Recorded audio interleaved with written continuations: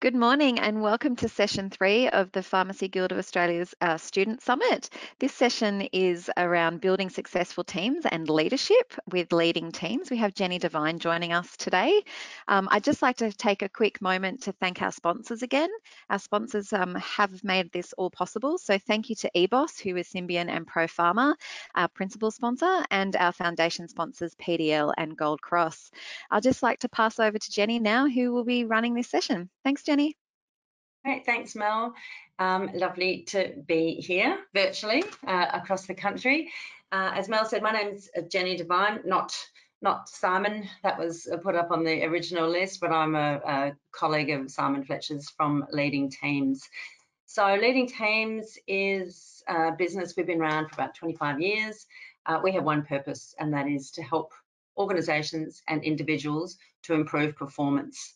So when you hear some of those words and leading teams and that sort of thing, you might think a bit sporty and you'd be right, because that's where our DNA is. 25 years ago when the business started, it was really focused on sport and improving team performance in sport.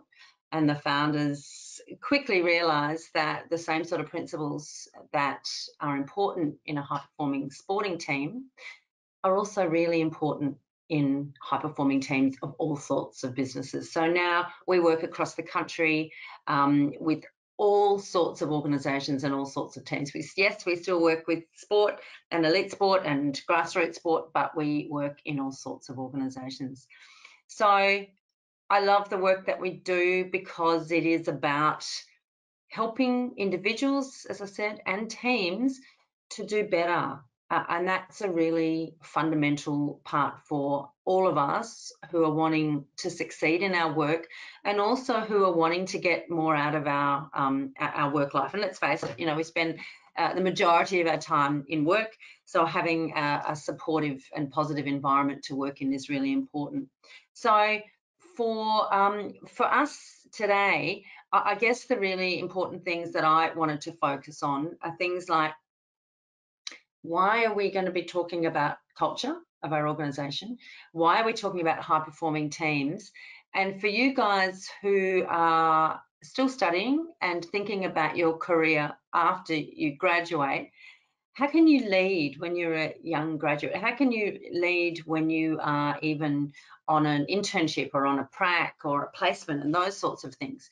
Often we think about leadership and influence as being something that comes with time, comes with experience, comes with expertise. At Leading Teams, we'd say, actually, that's not necessarily the case. When we talk about leadership, it's about self-leadership and it's about influence.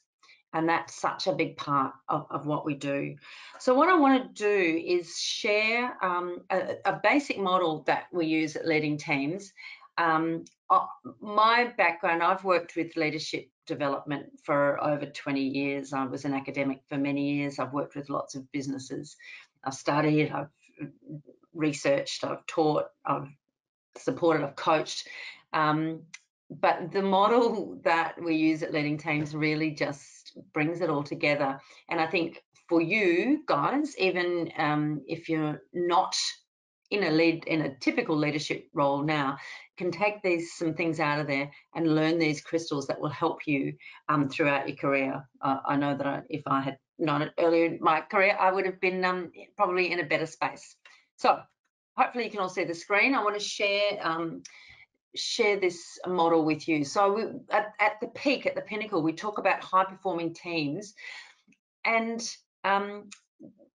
normally, we'd be a bit more interactive, and I'd ask you questions and say, what do you think a high-performing team looks like? Because everybody has a slightly different view of what it is. So the setup that we've got today, I'm going to be pretty much talking, but please note any questions and send any questions through, and we'll have some time at the end for me to be able to answer some of those questions to the best I can. So please, I have factored in time for that.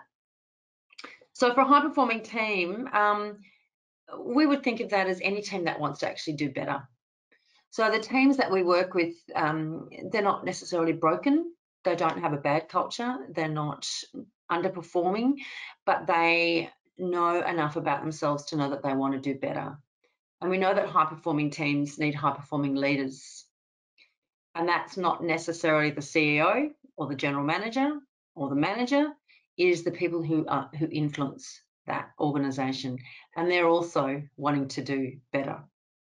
So sitting under that, we'd say that all high-performing teams need a common purpose.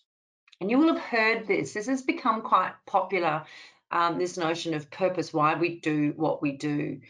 We know that in teams, when they're performing well, they understand collectively what their purpose is. And their purpose is not just about making money. That's an end result. But a purpose may be to have an impact, it may be to help, it may be supportive. I said to you, our purpose at Leading Teams, we have one purpose and we're crystal clear on it, and that is to help individuals and teams improve their performance. So everything we do, you know, the reason we talk with groups like this, everything that we do is to be able to help and support those teams to get even better. We do know that lots of organisations have an unusual way at looking at purpose, and they don't always share the same purpose. So being on track, understanding that is super important. A number of years ago, I worked with an organisation. They were a regional airline, and I was working with the leadership team. They were so proud of their achievements because about 3 years prior to that, they'd gone through a really difficult time and they were on the verge of collapse. And so the whole organisation had started to work through, I'm not sure if that's, there we go. The whole organisation had spent 4 weeks working for no money to scrounge and to get that organisation back on track. So they were so proud of the efforts that they'd done, and they were a really highly motivated team. So when I worked with the leadership team, I said, that's an awesome story. They were so proud of it. They were so passionate. I said, what's your purpose for the organisation? So they thought for a minute, and the CFO said, well, our purpose is to make sure we're not in that situation again. It's to be sustainable and profitable so that we continue with that. The operations manager said, no, that's not our purpose. Our purpose is to make sure that we are servicing the region, and so that businesses can stay afloat and they can move there. The marketing person said, no, that's not our purpose. Our purpose is to increase tourism and to allow people to travel. So we had this sort of chat between the 8 or 10 people that were in the room about what their purpose was. And so we could see pretty quickly that while they were passionate and while they were hardworking, their purpose was all over the place. So they weren't all coming together. So that meant resources were being stretched. That means there was some conflict, there was some siloed mentalities about what was going on because people wanted their purpose to get the preference. So we worked on it for a while. Actually, it took quite a while to say, okay, what is our common purpose? Why are we all coming into work? Those are side goals and important goals, but as an organisation, we need a common purpose to direct our energy. So we find that in organisations and teams a lot, that while it might be clear to one, they think they might know the purpose, we don't always have a common purpose for doing the job. Excuse me. So common purpose is a really important pillar for high-performing teams. After that, we sort of say there's two lots of work, two lots of energy, if you like, that go into our work. The first one is what we call the mechanics. That is the skill set that we bring to the business. It's the strategy, the operating processes and procedures, those things. It's the skills that you guys are learning at university and going to take into your workplace. So we want to have people who are highly skilled, who are kept up to date.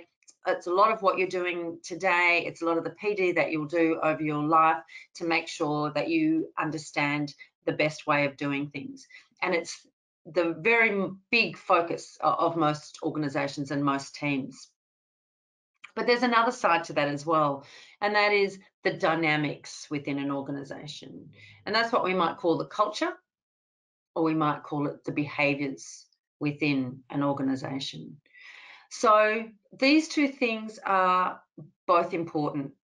I got to say that when I go and visit a pharmacy, I want to know with confidence that the person behind the counter is able to give me the support and the information and the most up-to-date knowledge, and it's going to be safe, and it's going to be sound.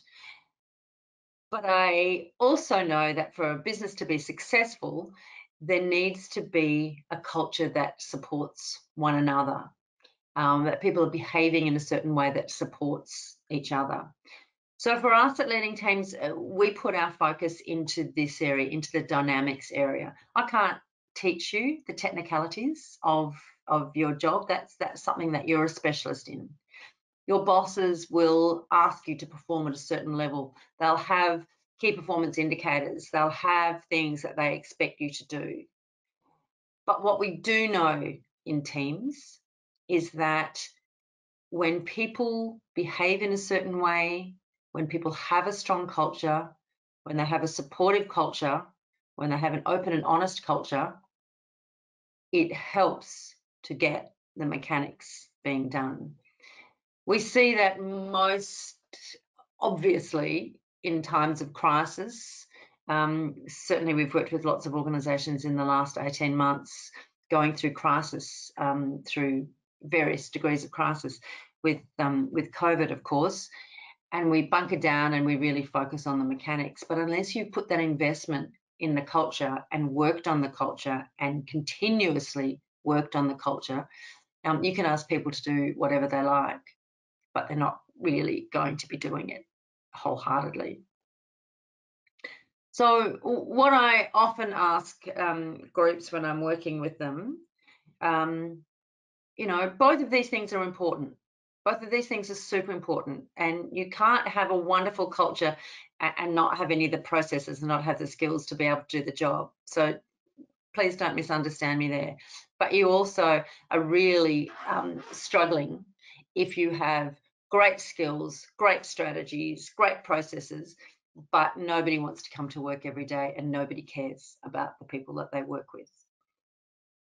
I would normally ask teams when I'm working with them, where does most of the energy go in your organisation? And you might even want to think about some work that you've already done, whether that's working as placements within in the pharmaceutical setting now, or whether it's working in a part-time job that you might have had to sort of make sure that you can still eat while you're studying, any of those sorts of things. Think about, where does the focus go? What percentage would be in the mechanics and what percentage would be in the dynamics? And when I ask people, the common answers that we get is that most businesses put about 80% of their effort into the mechanics of the organisation, maybe 20% into working on the culture consistently and improving behaviours and making sure that that's right. I was doing a online session with the team a couple of weeks ago. They were all from the same business, scattered across the country. And when I asked them that question, one guy, quick as a flash, he said 98% in the mechanics, 2% in the dynamics. And everybody laughed and said, yeah, that's probably right. So, the purpose of what we're talking about today is not to take away from the mechanics, the skills and the processes, but it's to say, if we want to influence, and I'm going to use that word a bit because that's really important for us, if we want to influence what gets done, a regular continued focus on dynamics, the culture and the behaviours within the organisation becomes super important. And this is where you, as a new graduate, as somebody who may not have a traditional amount of power within an organisation when you start, within the business that you're working in, and when you're, some of you may want to own your own business down the track as well, thinking about how do you get those other people to be like-minded and to be on the page and to be as interested and as caring about the business as you are. So here's a couple of things to think about. So for us, we'd say there's two things. One is building strong professional relationships. Super important. Strong professional relationships. Have a think about those three words in the context of any business that you're working in. Strong professional relationships. The key word for me there is professional relationships. So I'm not advocating that we would say everybody is best buddies, they go out drinking every night after work, they play golf all weekend, and they live in each other's pocket. I'm not saying that. We're talking about building professional relationships where people have a deep understanding of the people that they work with. They probably understand the context of their lives, what's going on at home, because what goes on at home very much impacts on what we do in the workplace. So we don't have to know everything about what's going on, but sometimes if people are acting out of character, if they're not acting the normal way, being able to have some insights into what makes them tick and what's going on is super important. I ask people often about their relationships at work, and I had a guy in a session the other day who sort of gave the classic answer, and he said, yep, I have strong professional relationships with the people in my team. He said, I have stronger professional relationships with some than with others. And I said, well, what's that based on? And he said, oh, the people that I've worked with for longer, I have better relationships. People that I've worked with for over 2 years, for example, I have better professional relationships than those who are new. Bingo. That's exactly what we find. So we know that if left to its own devices organically, people are likely, not always, are likely to develop some relationships. What we'd say is an important part of this culture and dynamics piece is fast tracking that professional relationship piece. And we're going to talk a little bit about that today, of some of the things that you can do and why that's important. So strong professional relationships is a really important part of developing a strong culture. The other part to that is what we call agreed behavioural framework. Oh, love this term, agreed behavioural framework. And if you think about those three words, the most important part there is agreed. So what behaviours do we expect in our workplace? What behaviours are okay and what behaviours are not okay? If we as a team can talk about that collectively and say, this is our values, this is our behaviours, this is what we expect, and we keep each other to account on those behaviours. I have a saying that we use a lot, the behaviour that we walk past is the behaviour that we accept. Think about any work that you've done and think about the behaviours of some of the people in the workplace. Do you ever sort of shake your head and go, how has that been allowed to happen? How has that got there? Well, I'll tell you how it's got there. It's because the first time it happened, nobody said anything, and the second time it happened, nobody said anything, and about 3 months later, that person was thinking, well, I can get away with this, consciously or subconsciously. So they work to the level that they're being having some accountability. If we agree as a team that we have certain behaviours that we want to enforce, then we can keep each other to account. Now, this may be difficult for you guys being new within an organisation to be able to set those behaviours, but it is something to think about down the track when you are moving your way through your career and you are in more of a situation where you are managing and influencing people. For you, probably the big piece that you can really work on is this notion of relationships and building strong relationships, because that's a super important foundation in terms of being able to influence others within the business. So when we have strong professional relationships and when we agree on what our behaviours are and we live it, we don't just put a sign up on the wall. You've all seen that stuff, you know, here are our values. This is what we do, respect, integrity, blah, blah, blah. And then nobody even looks at them again. I'm not talking about that. I'm talking about living the behaviours, living every day, pulling it up, being reminded, having it in the back of my mind. Should I do this? Oh, that's part of the behaviours that's expected of me, and which ones are expected and which ones aren't.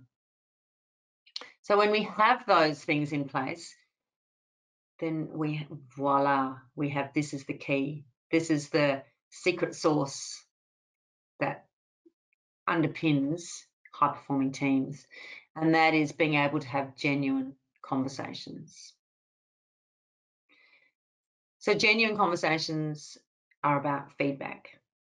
So it is about being able to give people feedback on their performance. Why do we give people feedback? Because we want them to do better. Why do I ask for feedback? Because I want to do better. If it comes in the moment, if it comes genuinely and in a timely way, and it's short and sharp, and it's not couched in animosity or nastiness, but it's just behaviours are called in the minute, then that can help us to move on and move much further along. So this genuine conversations really is the secret sauce for high-performing teams. So strong professional relationships is great. Why do we want that? Not just so that everybody's happy and laughing and, you know, having a great time. It's so that we can understand each other and have those conversations so that we can have a better work environment and have better performing teams. Why do we bother with really looking at those behaviours? Because then everybody knows what is okay. It's the same level of acceptance for everybody. Yesterday, I was talking to a client that we're working with. So when we work at leading teams, we tend to work over a period of time with an organisation. So we don't tend to come in and do this for half a day and then everybody gets motivated and goes, yes, I'm going to be a better leader and we're going to have better teams and isn't that great? And then they go back to the workplace and get busy and it all goes to the side. So we tend to work with our clients over a period of time. It might be 6 months, it's typically 12 months. I think the longest client that we've been continuing working with is 10 years at the minute. But, you know, we know that if we are going to develop culture, it's going to take time and we're going to have a few false starts and everybody's going to need a bit of help. So we're a little bit like a personal trainer. You know how to do those push-ups. So how come 3 years on you've still got your personal trainer holding you to account and saying, that your form's fallen a bit there, you need to get back on track. So we're the personal trainers in the culture business, I think. So yesterday I was talking with a client. We've been working with them as a team, talking with the CEO. He has one person in his leadership team who is a reasonably good performer but has some issues. He has an overinflated sense of what he does and how he does it, and there are some issues. So we've been having this conversation for a while, and I said, well, why does he think that? Anyway, the CEO is amazing. This business is amazing. It's in hospitality, and considering the times that we're living in, it is doing extraordinary things while COVID times are going on. So, and the CEO has been amazing. But with this one particular guy, he really struggles with giving him genuine feedback. You know, he said, oh, the guy does this, so we just got to, try and tell him a few times and then go around and do it ourselves. I said, well, that's not helping. That's not helping this guy to have a good understanding of what he's doing. We're trying, and I said, why are you not giving him the feedback that you should be giving him? And he said, well, I just want to help him. Well, I can see that's not helping him by not giving him the feedback that he really needs. and it might need to be quite straightforward. The problem is that, you know, he's been working with him for 3 years, and these sorts of behaviours have been allowed to accumulate and go unchecked for 3 years. So we need to be really careful that we don't set ourselves in a hole. Building strong relationships helps us to give feedback. Think about people that you get feedback from, and who are the ones that you trust and go like, yeah, I need to think about that. And who are the people when they give you feedback, you go, not interested. What do they know? If we don't have a strong professional relationship with them, we're unlikely to trust them, and we're unlikely to respect them. So we're unlikely to have that understanding and take on board that feedback. So we can't be expecting to go and give robust feedback to somebody when we don't have the relationship. And feedback can be little, it can be timely. I know people that I work with, you know, we work really hard on this stuff, and feedback is just ongoing. So it might be, I did a session with some colleagues the other day. Great session. Gosh, that was harder than I thought. Just wanting you to think about doing this. And I'm like, oh, that's a good idea. I need to think about that. So it's balanced.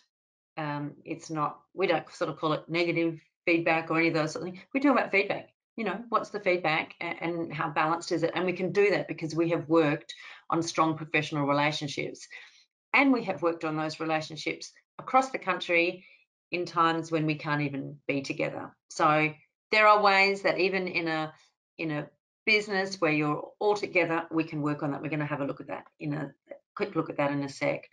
So the dynamics and the culture is just as important. In fact, what we'd say is that drives the delivery of the mechanics, especially in crisis, especially when I'm asking, you know, people to do something that they wouldn't necessarily want to do.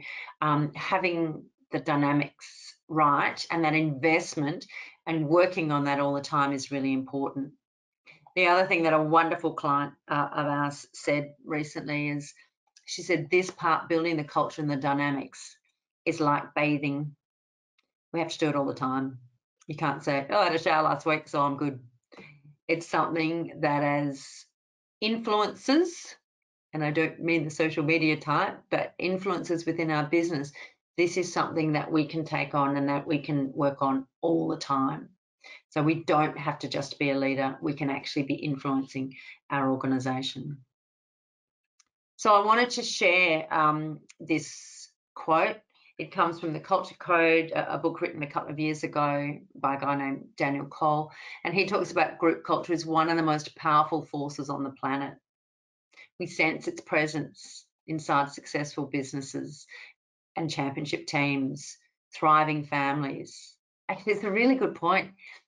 We even see it in families, don't we? Cultures in families who are thriving and positive. And we sense it when it's absent, and we sense it when it's toxic. We can measure its impact on the bottom line.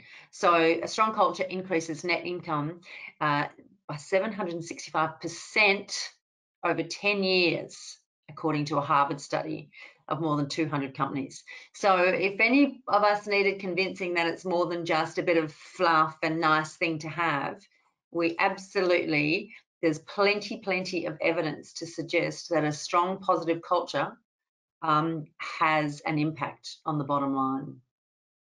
So for us as soon-to-be graduates, you know, and working in a variety of different ways, as I said, one of the big things that we can think about is this strong professional relationships. And that's more than just being nice.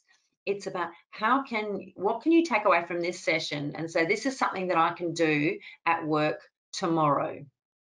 So I'm going to share a model that we use that really has quite an impact. We call it the relationship pyramid. So you'll see on there that there's 5 different levels.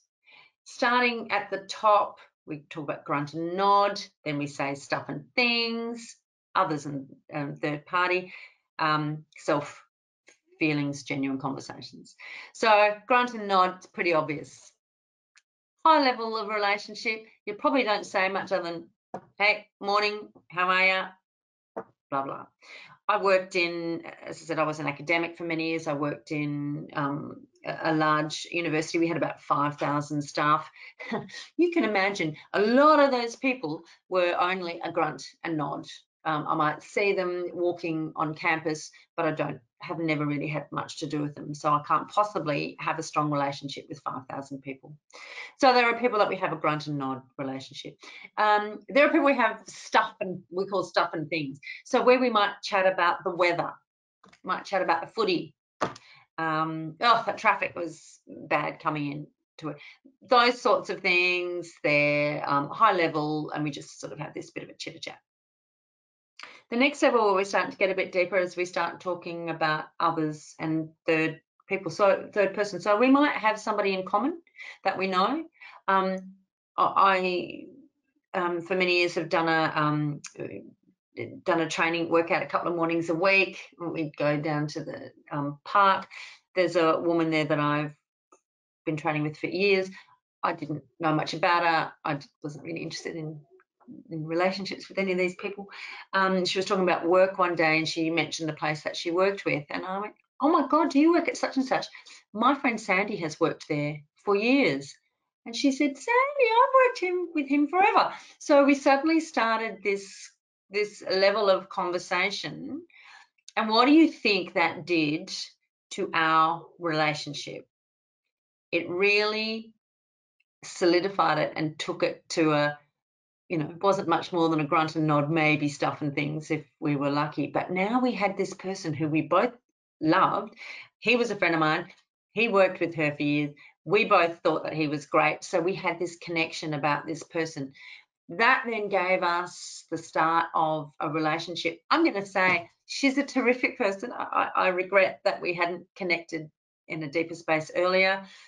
She loves playing golf. I was starting to learn to play golf. She said, "Look, I'm going to bring my golf clubs around for you to use." So in a work relationship, the exact same thing happens. When we are creating a deeper relationship, we get a better outcome with our work. So you'll see those top three things on the side. It says, it's safe. So these are things that we don't have to expose much of stuff. We have a safe relationship. We can move in and out of it quite easily. You'll see then risk is in these bottom two. And that's when we start sharing something of ourselves. We start talking about who we are, what's going on outside our lives. Somebody might say, "How was your weekend?" on a Monday morning, and I go, "Oh, it was pretty tough. Our dog that's been part of our family for 15 years, we had to put down. Everyone's in a bit of, state of grief." Starting to share something about yourself.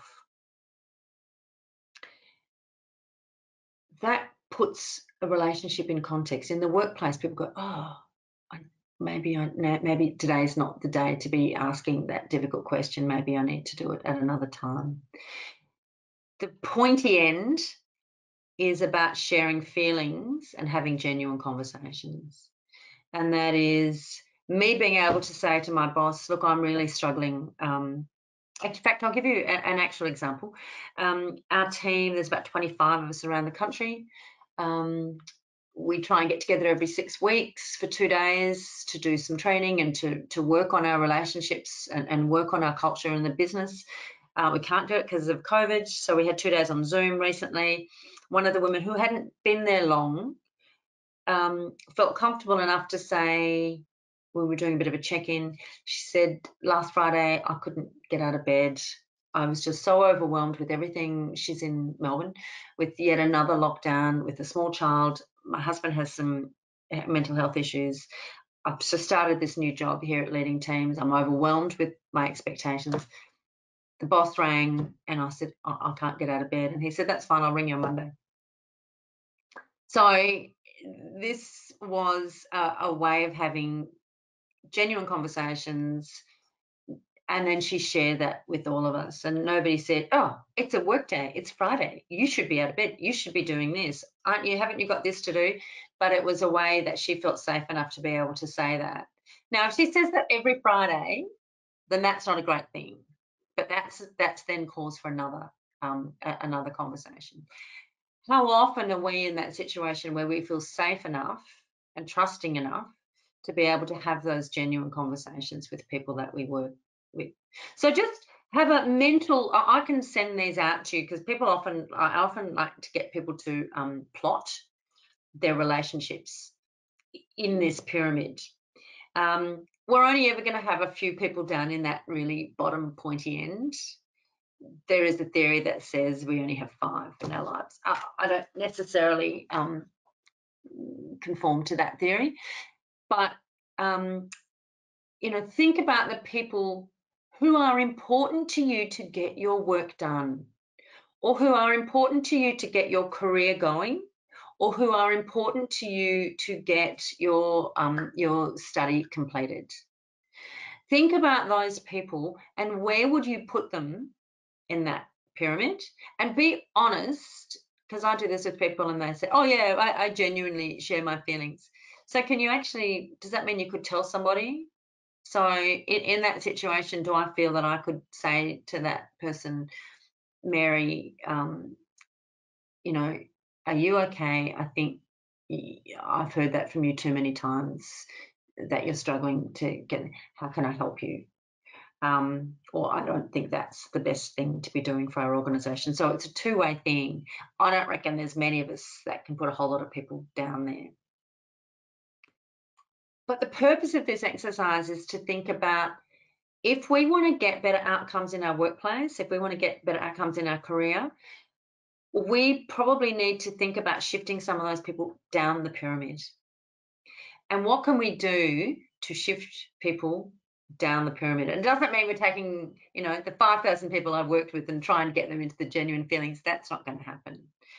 But if it's going to be of value to me, think about, my relationship with this woman, and now she's able to make my life a bit easier because she lent me the golf club. She did all those sorts of things. Think about that in a work context. If there are people that we can move down, what value is that going to be for us and for the organisation and for them? And what can we do to bring people down the pyramid? Most of the time, it's as simple as having a conversation. It might be picking the phone up and having a 5-minute conversation with somebody. It might be, if you're at work and you're going off to have a coffee, it might be grabbing a colleague who you don't know that well and say, look, I'm just going to go and grab a coffee. Do you want to come with me? We'll just sort of walk and talk. We'll have a 5-minute walk up to get a coffee. And asking them questions about, how was your weekend? Yeah, good. Yeah, mine was pretty good too. What was the highlight? Asking them questions to help to get through that next barrier. So this is a small part, but it is a part of how we can impact on the dynamics of any business, how we can actually start to influence, because we can't influence if we don't build trust, and if we don't have respect, and if we're aloof and don't show some vulnerability and don't invest in those relationships, we are never going to have influence. We're never going to get the sort of outcomes that we want in our work life and our work career. So my takeaway is, think about the professional relationships that are important. How can you foster them? It's like bathing. You can't go and have one coffee with somebody 3 months ago and then expect to have that strong relationship where you work in feedback. So I'm really conscious of time. Mel, are there some questions that people might have that I can answer? No, Jenny, unfortunately, we don't have any in the chat bar at the moment. I've had some personal messages saying thanks for the for the session. I'll probably just touch on what you were talking about at the beginning, though. I might just ask a question. In terms of, people thinking, oh, well, I'm only early in the journey. How can I be a leader? And you were talking about influence and control and influence and the difference between those things. For someone who's in first year compared to someone who's doing their intern year, how would you see them influencing in the pharmacy they're working at, or with their cohort, their student cohort? What sorts of things could they be doing? Yeah, that's a super question, and I think that's where this model, and that's why I keep coming back to it because I so love it. Um, and we know that the culture and the behaviours that we exert and how people will see us is really important. So being mindful of those behaviours and looking for those relationships. And I've talked to, so I've, worked in universities for a long time. I've worked with students. Um, I'm coaching somebody at the moment who is sort of 7 years into her career, and she's had an amazing career, but she's like, oh, where do I go to next? And the piece that's often missing is this professional relationships piece, and it can be quite hard. So even as a student, who are the people who you need to connect with, who you need to, it could be following on social media, it could be physically connecting with, having somebody as a mentor, somebody that you respect, that has navigated things well. If you are working as a placement or an internship or something in a business, how do you have that extra level of relationship? And that is one of the ways you can do that is by asking good questions. Um, Asking good questions, really seeking to understand from them, and doing as you say. So if you are going to offer to do something, make sure that you can do it. Make sure that it is within your realm of capability. Sometimes people are so quick to say, "Oh yes, I'll do. Yep, yep, yep. I'll do that. Yep, yeah, I'll do that." And then they're overwhelmed and they've got an assignment due and this happening and whatever, and they are then not going to, their reputation suffers because they can't be trusted to do what they say they will. So temper that enthusiasm with your ability to get things done, because your reputation um, will rest on that. And seek out strong professional relationships and broaden your horizon. We know that generally, when people are looking for work, 80% of jobs come from their networks rather than for applying for a job. I don't know the pharmacy industry terribly well, but I'm going to say it's probably even more, even higher than 70 or 80% in that. It is about building those relationships, getting known, who is going to help you. Should I go to a talk and a networking function where I'm hearing something and I'm talking to somebody and building relationships and then contacting the next day and having a coffee? Yeah, you should. Yep, because that's how work is done. And whether it's in a pharmacy or whether it's in a sporting club or whether it's in a hotel or whether it's in a not-for-profit, that is how work is done. So the earlier as a student that you can get used to those, looking for relationships, and building on those relationships and try remember the pyramid. How can these people are important to me. What can I do to get them further down? Do I need to contact them regularly? I work with this wonderful man who's all about networking, and he actually has a sheet of 50 people who are very important to him, and he has a monthly thing where he ticks it off and says, have I contacted them every month with something, a coffee, sent them something that they've seen online, a comment or whatever, I think you'd like this book, some reason to contact them every single month, and he has it on a spreadsheet, and he is the king, the king of networking. It's never too early to start some of those. My advice, because Perfect. that's how we get Yeah, into and it. there was a question just came through around how do you approach a mentor, or ask someone to become your mentor, and I think you've just kind of covered that then. I would also say, from a pharmacy perspective, community pharmacy perspective, reach out to the associations and organisations like the Guild, PSA, so that you can find someone who's like-minded. I mean, a mentor doesn't have to actually be someone from your industry. It can be someone completely outside of community pharmacy. But if you are looking specifically for someone in the industry, reach out to your guild national national office or reach out to your branches. There's plenty of people on our committees and engaged members that would love to mentor students. So please do that. That's another avenue for doing that. We don't seem to have any other questions at the moment, so we might wrap it up, Jenny. So thank you so much for your insight on culture and leadership. I know Thank, it's a difficult forum for you to do it in because normally it would be very interactive, this kind of session with leading teams. So yeah, thank you very much. that's terrific. Thanks for the opportunity, Mel. I'm really happy if people want to reach out. That's my email address. You can connect with me on LinkedIn. If there's other questions that come later on and you go, yeah, that all sounded great, but how do I make it happen? Please contact. Thanks, Mel. Awesome. Okay, and so for our next session that will start at midday, it's all about getting into ownership, pathways to ownership, owning your community pharmacy and what that might look like. So if you're interested in that, pop on at midday. Otherwise, we'll see each other soon. Cheers. Thanks, Jenny. Thanks, Mel. Cheers, Mel.